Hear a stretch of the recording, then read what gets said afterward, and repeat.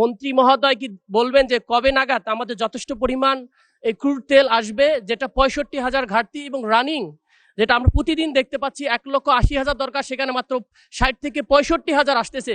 মাননীয় সদস্য ওখান থেকে প্রশ্ন করেন। মাননীয় স্পিকার, আপনাকে ধন্যবাদ। আমি একটা রিপোর্ট জাস্ট বলে আমার কোশ্চেনটা করতে চাই।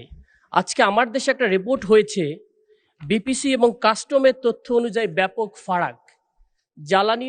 মাননীয় সদস্য, সম্পূরক প্রশ্ন মূল প্রশ্নের সাথে জ্বালানি সংকট হতে হবে। জ্বালানি সংকট নিয়ে বলতেছি। এখানে জ্বালানি সংকট নিয়ে যেটা বলা হয়েছে, পত্রিকার নোটিশ পড়তে পারবেন না, আপনি মূল প্রশ্নটা করে ফেলেন।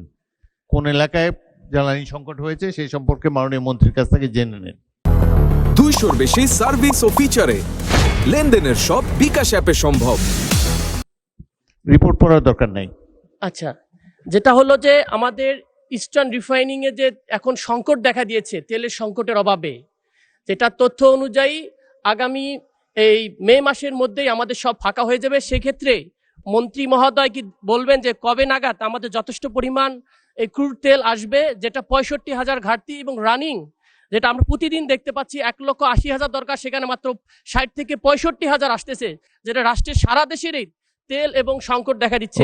এক্ষেত্রে উনি কিভাবে অ্যাড্রেস করবেন এবং ওনার তথ্যটার সাথে বর্তমান রিপোর্টের কোনো মিল নাই এবং ইন্ডিপেন্ডেন্ট রিপোর্ট অনুযায়ী বাংলাদেশ সবার আগে তেল সংকটের দেশ হিসাবে পড়বো, সেই জিনিসটা উনি কিভাবে অ্যাড্রেস করবেন?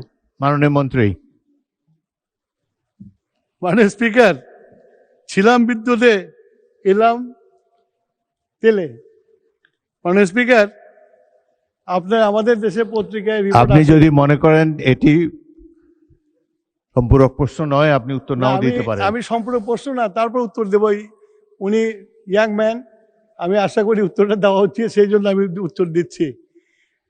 আমাদের রিফাইনারিতে তেল আছে এবং আমরা তেল ক্রুড কিনেছি, ক্রুড আসছে। ওনাকে মনে রাখতে হবে পৃথিবীতে একটা সমস্যা সৃষ্টি হয়েছে ইরান যুদ্ধকে কেন্দ্র করে। তারপরেও তারেক রহমানের নেতৃত্বে এই সরকার বিদেশ থেকে বিভিন্ন জায়গা থেকে তেল সংগ্রহ করে এনে আমরা তেল দিচ্ছি এবং রিফাইনারিতে আমরা পারচেস করেছি, এটা রাস্তায় আছে, এটা শেষ হওয়ার আগেই চলে আসবে। মাননীয় স্পিকার, আপনাকে ধন্যবাদ।